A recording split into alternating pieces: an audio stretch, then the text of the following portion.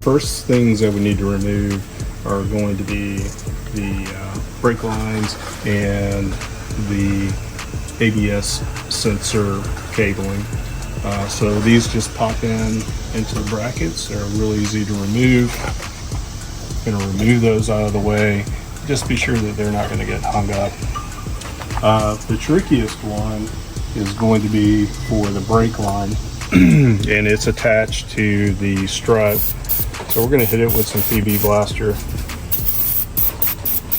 But what you need to do is you need to take a 17 millimeter wrench and hold it onto this lug. Otherwise it'll bend on the strut.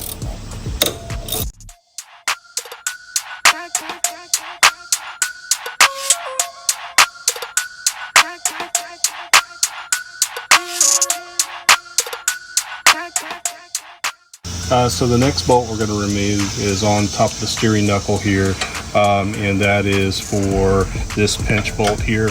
It's a 14 millimeter, so use a 14 millimeter wrench with a 14 millimeter socket.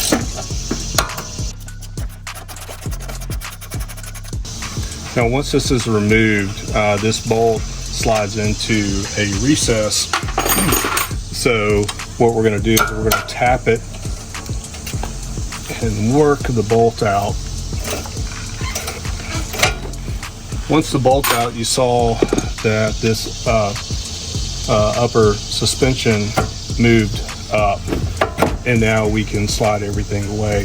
But this is the groove that I was talking about that the bolt lines up in. So if you get any pressure on that at all, the pinch bolt's not going to want to come out.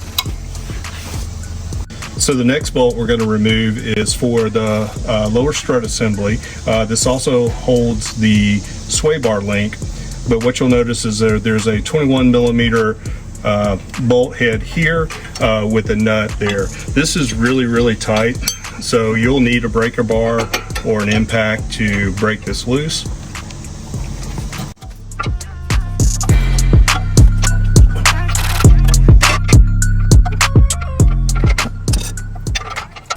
So once I've got this loose, I'm going to move down to the sway bar link and remove this bolt and loosen that up before I take everything off.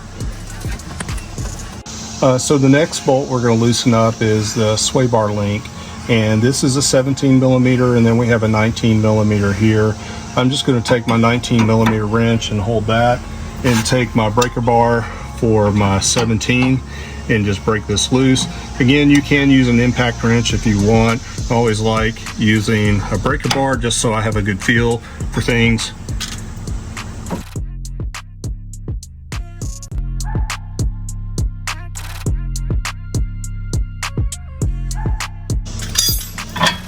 So once we've got the sway bar link disconnected from the sway bar, it's going to allow us to remove the lower bolt for the strut assembly. Okay, so now we're going to move back up to this bolt holding the lower strut on, and again I've got my 21 millimeter wrench and my 19 millimeter impact. So now what we can do, once that's loosened up, now we can just kind of work this bolt through, remove, and then there is our sway bar link and the bottom bolt for the strut assembly. Okay, so now we move back or up into the engine bay, and what we're going to be working on is removing the three 12 millimeter bolts that hold the strut assembly on. Move this 12 millimeter first, and then move to this back one here. That'll be our second 12 millimeter, and we're going to leave this last one, which is the easiest to get with an extension, till the very last. Once all those are removed, we'll be able to remove the strut assembly.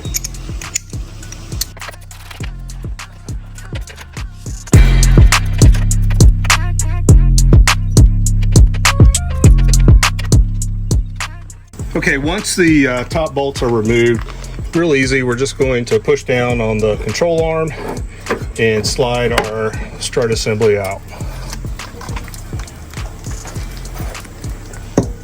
Okay, so we're using the Harbor Freight spring compressor. This is a clamp style.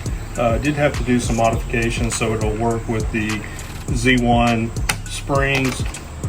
Probably would not recommend this, but we're going to use what we have to make it work. Okay, so the next step is we're going to remove a 17mm nut from the shock.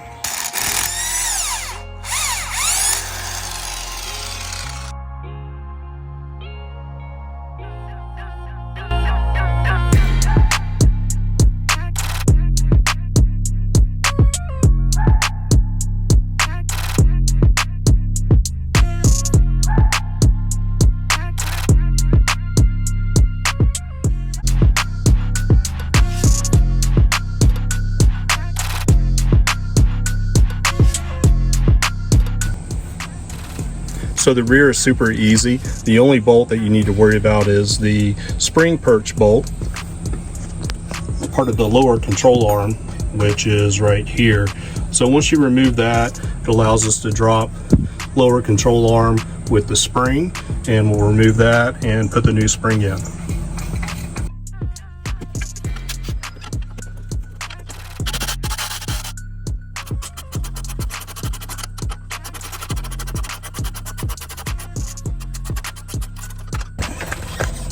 Good.